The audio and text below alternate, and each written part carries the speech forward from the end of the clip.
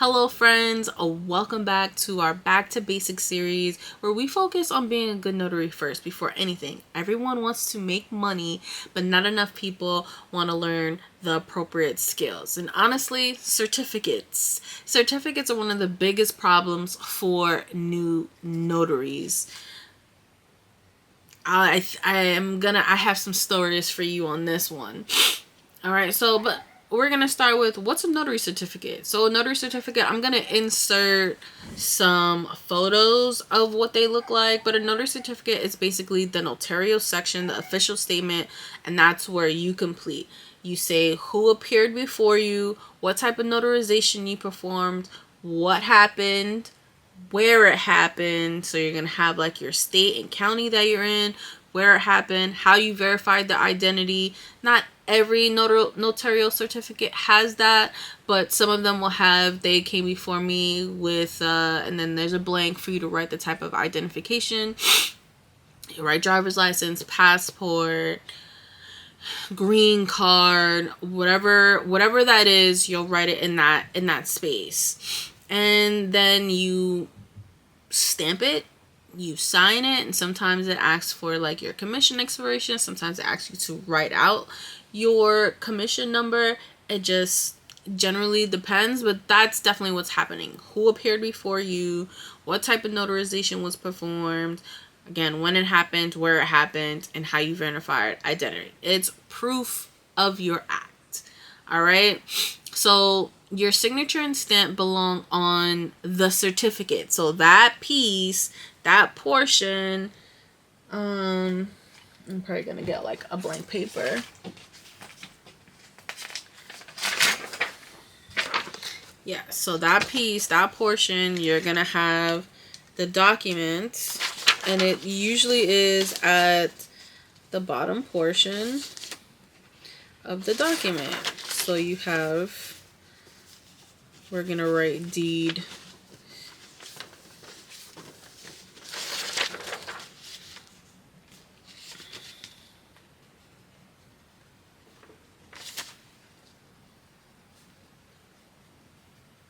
When I can have better visuals, we will. But this is kind of like what that would look like, right? You have all the information in the document. The client signs, right? The client signs the document, and then you'll have a notarial certificate, which again, I will put it so you can see it. So you have like the state, the county. You'll fill those things in. You'll have whatever the notarial certificate says. You will sign as a notary, and then you also put your stamp. Again, if I can insert some better visuals, I definitely will. So you have your location, right? Your state and county. The information that goes in here, your signature, and then you put your little stamp. All of those things should be filled out. What the document says, not your business, not your place to explain, none of that. And again, usually I just read, if you're doing loan signings, I just read the top of the paper. So like if this was in, which usually the seller is signing a deed, but if that's it, I'm like, this is your deed. Is your name spelled correctly on here? Sign it. That's it. Now, if they see something where they have a question, I let them know. We got to call title for that, and we call title, and that's it. Call it a day. If title's involved, that's what you're gonna do. And that, yeah, again, that's how that goes. That's what you're supposed to do. So there are different types of certificates. I was researching for this video. And some states have like, well, Jersey, we have several as well. But I only use primarily like two. You have like your copy certifications. You have where they can write like an affidavit with the acknowledgement onto it. I've only had to use that like twice. And that was it. So, but generally for me in the state of New Jersey, I only really use two types. I have all the certificates, like the loose certificates, the one you can just attach, but like my two stamps, I have three. I have the copy certification stamp. I have which I have a video on the stamps that I use, my loose certificate video. I have a jurat and I have an acknowledgement. So I only have the two that you must know here, but of course, like, if you have any questions regarding the others, like, let me know, hit a girly up. But the first one is going to be your acknowledgement. And so that's where the signer acknowledges that they are willingly, voluntarily signing that document, and you identified them, not witnessing the signature, you identified they are them, and this is their signature. And then two, you have your jurat oath affirmation, and that's where the signer swears or affirms that the contents of this information is true. So if this was an acknowledgement on the deed, you are verifying that this is the signer's signature. The signer's signature on the deed. I don't know why I'm still holding this paper because I feel like you can't see anything, but that it's their signature, and they acknowledge that they are voluntarily signing it. So that's what you are acknowledging at the bottom, that signer John Doe is acknowledging that they willingly signed that document. And then now on the oath or affirmation, the signer swears or affirms that the information on the document is true. So again, the first one is that they are acknowledging. The acknowledgement is that they are acknowledging that it is their signature and they're willingly signing that document. And the jurat oath / affirmation is that the contents in the document is true and they must sign it in front of you. The acknowledgement, they don't necessarily have to sign it before you, but because most of the clients who call me don't know the difference, I just tell them not to sign anything until I get there. Just because I don't want them to, they don't really know the difference, and I don't want to get there and it's an oath and they were supposed to sign it in front of me. So I just tell them, just for good general practice, don't sign it. Now, if they already tell me that they have a sign, I'm going to ask them, hey, like, is an acknowledgement, like, does it say something like this? Or just ask them to send it to me so I can verify which one it is. And if it's not on the document, the signer has to choose. You cannot choose for them. Either have the preparer or the person who gave it to them or the person who's receiving it ask them which one that they would prefer, and you can add it to the document either as a loose certificate, or I have the stamps. Most of my clients prefer it to be stamped directly onto the document. So once they choose, I explain to them the difference. And sometimes they still don't care and want me to, I'm like, I cannot choose. I don't care if you have to any, mini, money, mow it. Any, mini, money, mow it. Like, just, you choose. I cannot choose for you. And whichever one they choose, I stamp on the paper, fill it out, and continue with the rest of the notarization. Never just stamp directly onto the document. I've seen this. I'll tell you in the story in a second. But yes, the stamp does just not go on the paper. You cannot. We'll use the back of this. We're do my illustrations of the document, the words. And no notary certificate. Here's your words on the document. And then you this notarization would be invalid, but I did it like that because I didn't want to share all my information.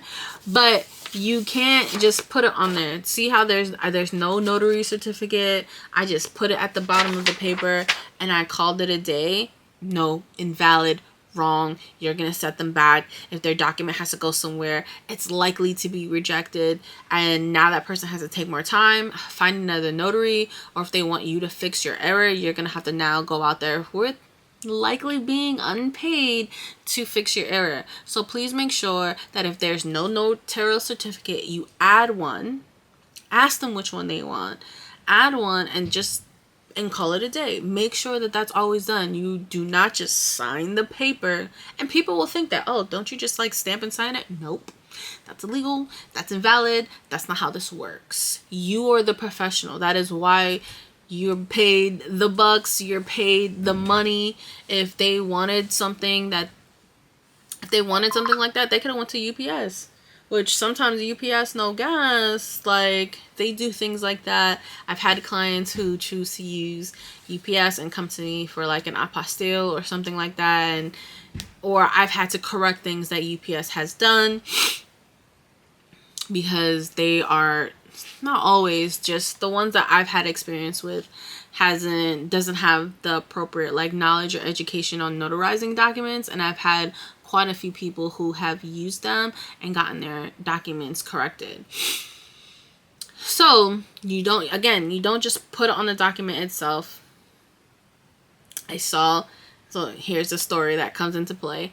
Is this, I don't know where she got it notarized. So I went to get something certified by the county clerk. I'm waiting my turn, do my thing, and this lady, like, she's so frustrated. She's like, what do you mean? I took off for this. Like, why is my document like rejected? And I heard the people at the county clerk's office say that it wasn't notarized correctly. And she starts crying because she's just like, she's frustrated. You're doing all, like, she lives in Brooklyn now and had to come to Jersey because she went to school in Jersey, got the document notarized, took it to get certified because she was going to get an apostille. And she was told that it was invalid. So she's crying, and I'm like, hey ma'am, I'm a notary. Like, how can I help you? I would love to help you, let me see the document. So I see the document, and she has a document, and there's no certificate. There's nothing added or attached to the document. The person didn't add stamp or certificate at the bottom. It legit looked like this. They just stamped in the middle of the paper. I don't even think that they signed it. I don't even think that they signed the paper, and the certificate is missing. Yeah, so it was just a complete mess. She was crying, but because the document, she needed the original document, she couldn't make a copy of what she had or print out a copy. She had to get another original and get it notarized. So after I got my certification, and I showed her, so I got my things and I showed her I had certificates on me. So I gave her like 4, but 2 jurats and 2 acknowledgments. Told her to take it to the notary or wherever she had to go to get the updated document, and told her that all the information had to be filled out. I gave her my price that I can just like help her, but that wasn't doable for her, which I completely understand. So she had to do it herself. And I gave it to her and told her like what goes where so that the notary can fill it out. So if the certificate is missing, which in this case it was missing, if the certificate is filled out wrong, which I think I also saw recently in a Facebook group that someone filled out the certificate incorrectly, it will be rejected. And both situations have been apostille cases. The certificate was missing in the case of this lady, and she was crying. So you're not just stamping papers, you're messing up with people's lives, days, XYZ.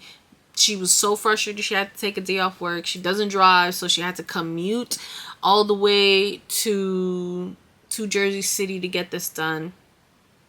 And then where she had to go get this document was also somewhere deeper in Jersey. So I know it's a lot of Ubers, a lot of public transportation, and that was just costing her money just for it to be done wrong. So if the certificate is missing, if it's wrong, if it's incomplete, if it's not in your state's format, like I think California has a specific way that they like their acknowledgments to be written, so they have specific wording, it's going to be invalid. And that part, for sure, that's your responsibility. Your responsibility as a notary is to make sure that information is there. It's not your responsibility to choose the type of certificate that's going on the document, but it's definitely your responsibility to make sure all of those details are done correctly. That is your job. You identify the signer. If you watch part 1, you identify the signer, and then 2, you're making sure that the notary certificates that are attached correctly, filled out correctly,